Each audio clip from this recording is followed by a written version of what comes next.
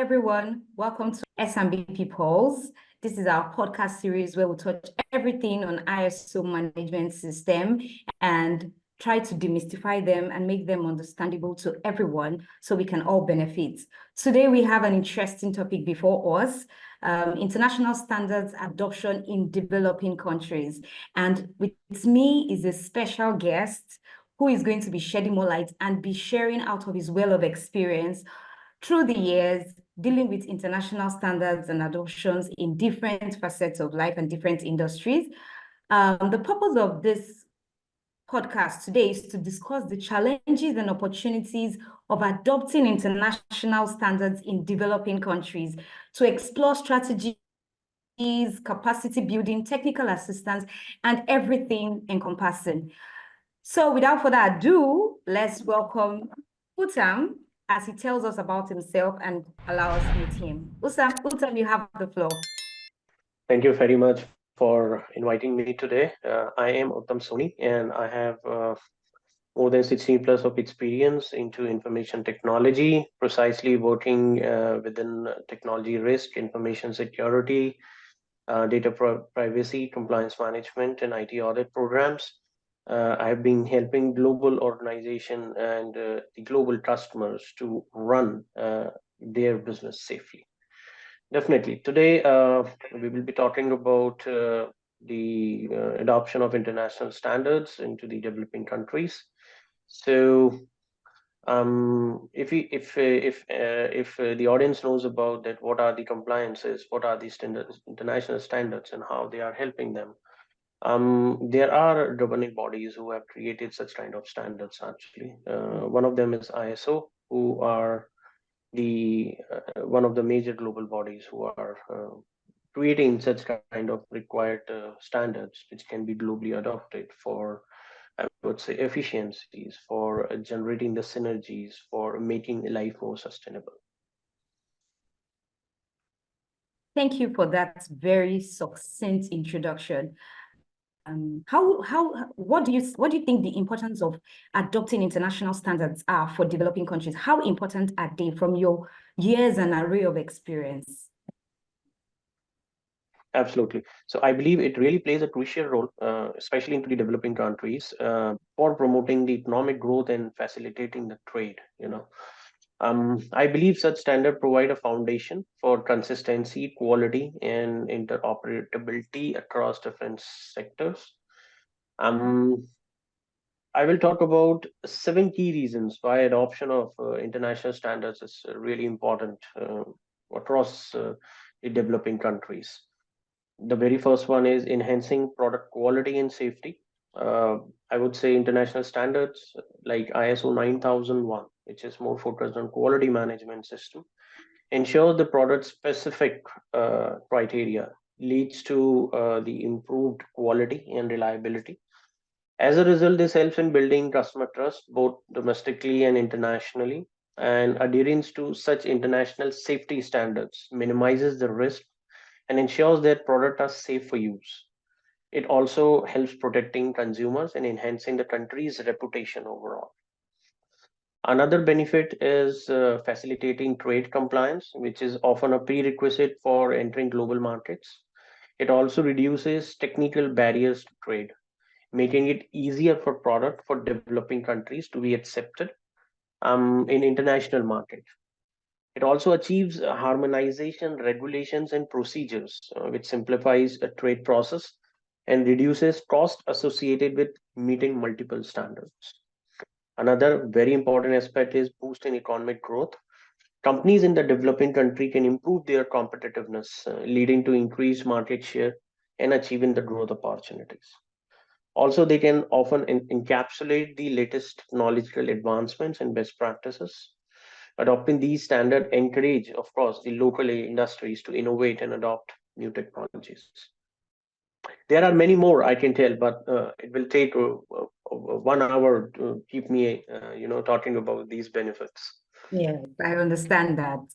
So with all this, highlighting the importance is very important. And I think it sheds more light in helping people understand, companies, organizations, and stakeholders alike, understanding why adopting these standards are important. However, can you shed more light on the biggest challenges developing countries face when trying to adopt and implement these standards, as Okay. well as the opportunities that comes along with the challenges?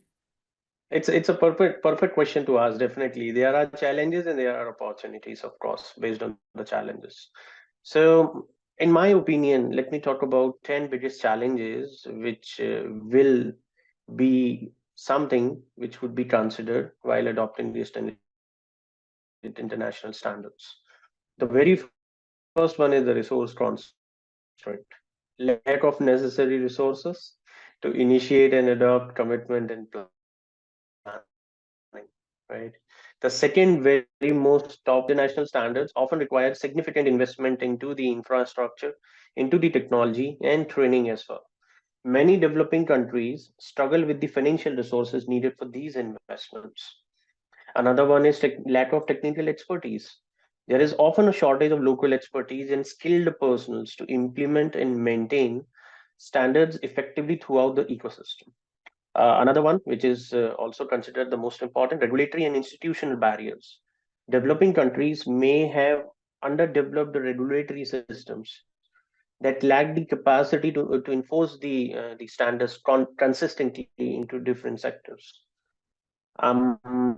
Another important one, which is lack of awareness. Of course, businesses, especially small and medium-sized enterprises, may not be aware of the benefit of adopting the international standards and how to implement them.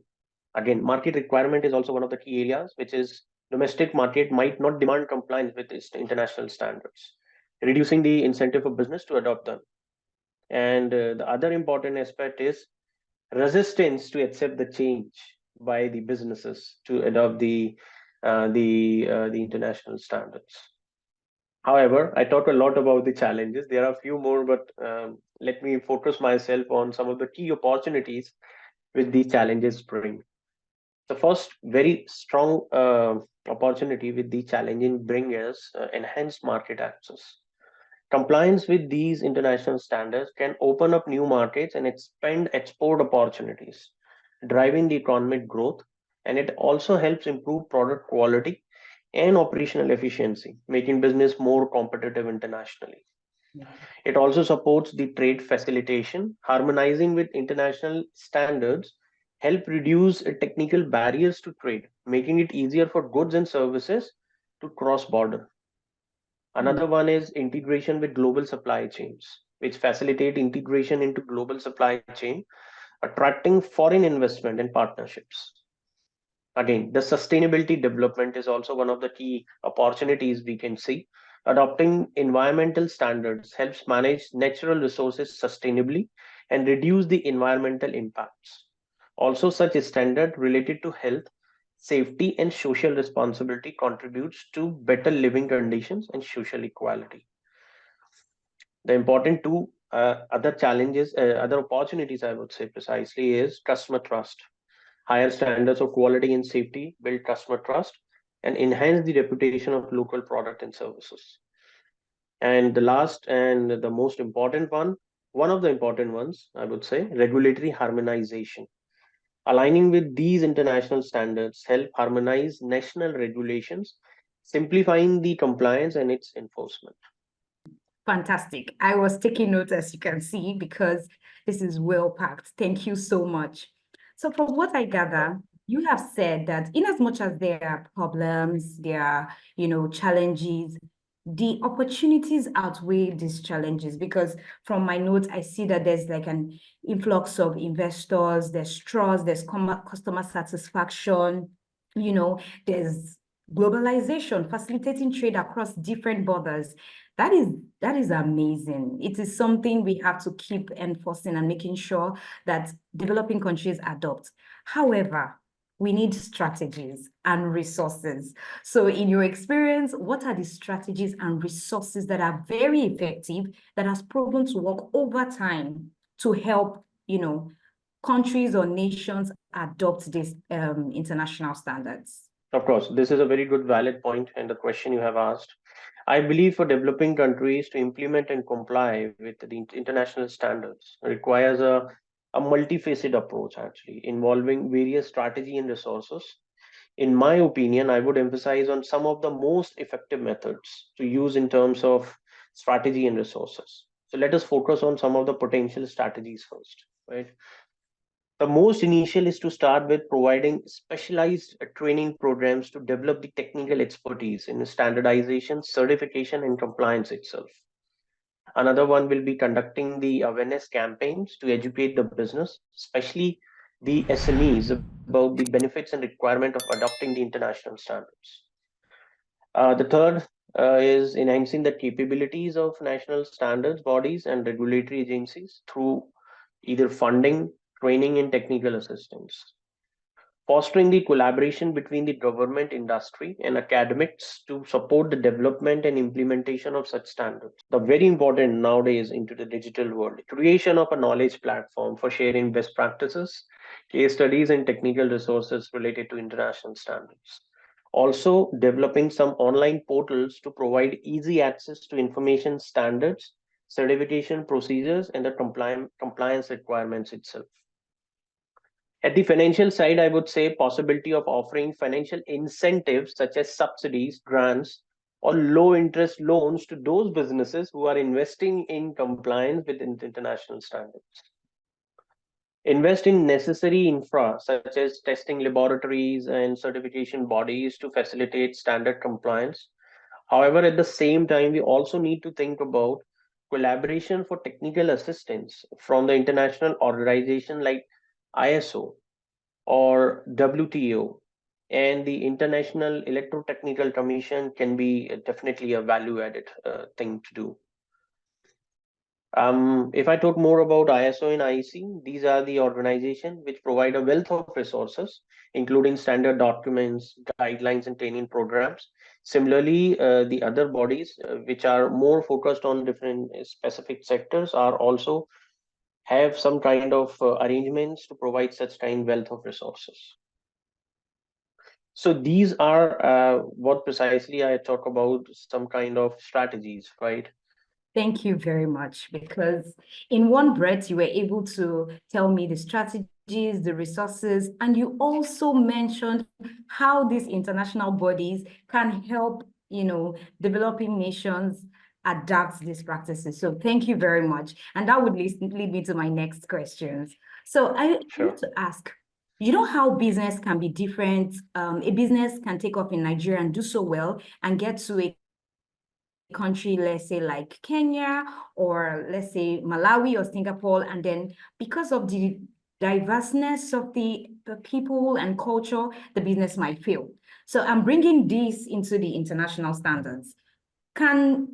Do challenges and opportunities differ across different sectors and different countries? Mhm. Um, I would say yes, definitely. Okay. This is true. It can differ significantly across different sectors, such as Mhm. ICT, accounting, environment, product safety, right? Each sector has unique requirements, regulatory landscapes, and implementation complexity that influence how standards are adopted and the benefits they provide. Let me throw some light on the differences on few of them. If I talk about accounting standards like international financial reporting standards, it's require high level of technical expertise and understanding of complex financial concepts. Significant investment in training accountants and financial professionals to understand and apply these standards correctly. This also has a kind of an harmonizational national accounting standards with standard ones can be challenging, particularly if existing national standard differed significantly. And this, as a result, transitioning to international accounting standards may involve substantial costs for companies in terms of software, training, consultancy, regulatory incentives, and all those stuffs. The other one is these environmental standards. It is definitely adopted globally. Implementation of environmental standards often requires significant investment in new technologies and infrastructures, and demand resource intensive training, certification, and compliance. continuous monitoring to meet such compliances. Adapted to local, hence developing such effective enforcement mechanism for environmental standards can be challenging, especially in countries with limited regulatory capacity. As a result, such industry may resist adopting stricter environmental standards due to perceived increase in operational cost. The third one, which is definitely the important area, is product safety standards. These standards often have stringent testing and compliance requirements that can be costly and time consuming. It also requires technical knowledge and expertise to ensure product meets safety standards. This way, different countries may have various different safety standards. Let us also conclude some of the key opportunities for a long-term success, of course. So, as a long-term success, if we try to achieve such kind of international standards, then adopting environmental standard can lead to more efficient compliance with international standard can open up new markets, particularly in region with stringent environmental regulations. It also enhances the company reputation and demonstration of a commitment to sustainable practices, which can attract environmentally conscious consumers and investors. Right. Product safety standard builds customer trust and enhance the brand reputation. Product with which comply with the international safety standard can access more market, especially those with stringent safety requirement. And at the last, it also ensures the high quality and more reliable products, leading to better customer satisfaction and reduce return rates. So, in a nutshell, my overall point is each sector requires tailored approach to address its unique requirements and leverage the benefit of international standards. Understanding these sector specific nuances is crucial for developing effective strategies for standard adoption and maximizing their positive impact. Fantastic. Thank you so much. And like always, you do justice to the questions. So that would lead us to the next question. How can developing countries ensure effective management with all stakeholders? Like you mentioned earlier, some of the problems we have is government, adopting these standards. We have issues of lack of awareness and the likes. So how can developing countries ensure effective engagement of all the stakeholders involved during the adoption of this international standard? Of course, I completely agree and I support this is very crucial to have effective engagement with all stakeholders like businesses, government agencies, and civil society for the successful adoption of such standards in developing countries. I will talk about few strategies which could be leveraged for inclusive and effective stakeholder engagement. The first and the very important one is form committees or working groups that include representatives from businesses, government agencies, civil society organizations, and academic institutions. These committees can oversee the standard adoption process, ensuring the diverse perspective which are considered. Also, creating advisory councils with stakeholders from various sectors to provide ongoing inputs and feedback on standard approach and adoption and implementation. There is also a requirement of conducting a comprehensive stakeholder mapping exercise to identify all relevant stakeholders, including those who may be affected by the adoption of standards. Assessing their interest, influence, and potential contribution to each stakeholder group to tailor engagement strategies effectively and efficiently. Holding public consultation to gather inputs from all stakeholders. These consultations should be transparent, of course, widely advertised and accessible to ensure broad participation. Organize workshops and seminars to educate stakeholders about the benefit and requirement of adopting international standards. These events can also serve as forums for stakeholders to voice their concern and their suggestions. Use multiple communication channel because communication is the key, which includes communication channel like websites, social media, newsletters, and traditional media to keep stakeholders informed about the progress and development in the standard adoption process. Very important to understand and establish clear and an accessible feedback mechanism, such as online platforms, suggestion boxes, and dedicated contact points to gather stakeholders' input continuously. The other important aspect is to launch the pilot project in collaboration with selected stakeholders to test the implementation of such standard on a small scale. Use the insight and lesson learned from these pilots to inform broader rollouts and how it will look like in a strategic level. Showcasing successful case studies and demonstration projects to illustrate the tangible benefits of adopting international standard is also a good strategy. Always ensure that there has to be a transparency in the standard adaptation process by making information readily available and involving stakeholder in decision making. Also build trust through consistent and open communication. Overall demonstration a commitment to addressing stakeholder concerns and incorporating their feedback. Evaluating these very important to identify the area of improvements. If I conclude in a nutshell, in a very short thing, adopting such strategies not only enhance the legitimacy and acceptance of the standard, but also leverage the collective expertise and resources of business, the agencies, and the civil society to achieve sustainable and the impactful adoption. Thank you so much. From this question, from your answer, I've been able to deduce that not just the strategies, you've also talked about how it can be effectively measured and evaluated to ensure a long-term, process. Thank you very much. And to round up this session, I'm going to be asking you the very last question. So looking ahead, what are some of the emerging trends or development that will likely impact the adoption of international standards in developing countries in the coming years?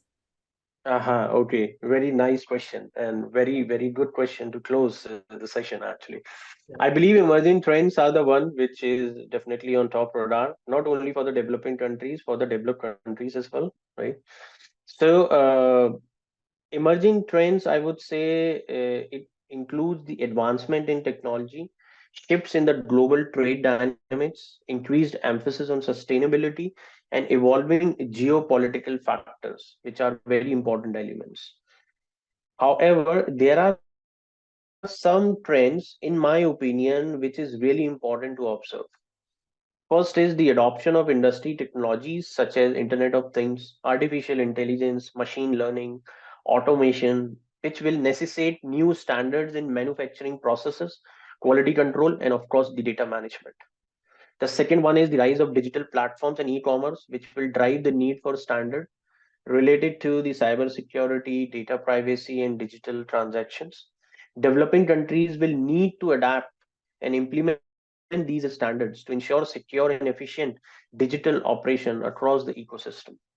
Another one will be increasing global focus on climate change and environmental sustainability will lead to more stringent international environmental standards, which is already getting pushed into the developed country environment.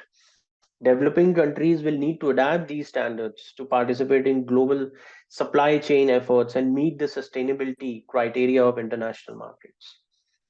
Standard related to waste management, recycling, and sustainable resource use will be more important over the years as countries transition to circular economy models. This is one of the important elements which I personally felt, which I will going to emphasize. We all know and dealt with COVID-19 pandemic, which has highlighted the importance of robust health and safety standards. Developing country will need to strengthen these standards related to public health, workplace safety, and the emergency preparedness of such crisis. Another important area which we are looking more closely from last 1 or 2 years, shift in geopolitical dynamics, the fluid situation, such as trade tensions between major economies, which will impact the global standard setting and adoption. Developing countries must navigate these complexities to maintain the trade relationships and the market access for such economies. As company reevaluates their global supply chain, there will be a shift towards reshoring and nearshoring. So developing country will also need to adopt international standard to remain competitive and integrate this new supply chain configuration. Consumer increasingly demand the ethical sourcing and production practices. leading to the adoption of standards related to labor rights, fair trade, and corporate social responsibility.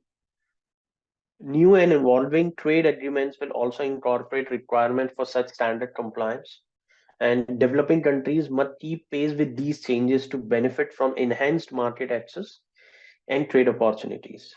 So, to sum up, developing country will need to stay abreast of these emerging trends and proactively adopt these strategies to adapt and maintain the international standards into their ecosystem. Thank you so much, Utham. This has been a masterclass of its own. This is so rich, is so packed, and for all business leaders, all operation managers, governments, all stakeholders involved in this is something you shouldn't miss. You should come back and watch it over and over and over again, because there is a lot here to unpack. Thank you so much for your time, Utham. Thank you for sharing with us from your deep well of knowledge and experience. I mean, this is like a mini MBA class of some sort, but on I international standards. Sure, I completely understand. I hope I have made a justice to this session, right? Yes, you have. Yes, you have. And we are most grateful for it, for your time and all. Thank you so much. So, and that is it, our viewers, on this episode of SMBP Pulse. Stay with us, keep watching. And if you need more information on starting your certification journey, visit www.smbp.net to start. And until I see you next time, it is bye from us. Bye, Utam. Have a very good evening. And bye, everyone. See you next time. Thank you very much for inviting me once Thank again. you. Have a wonderful Thank day. you. Bye.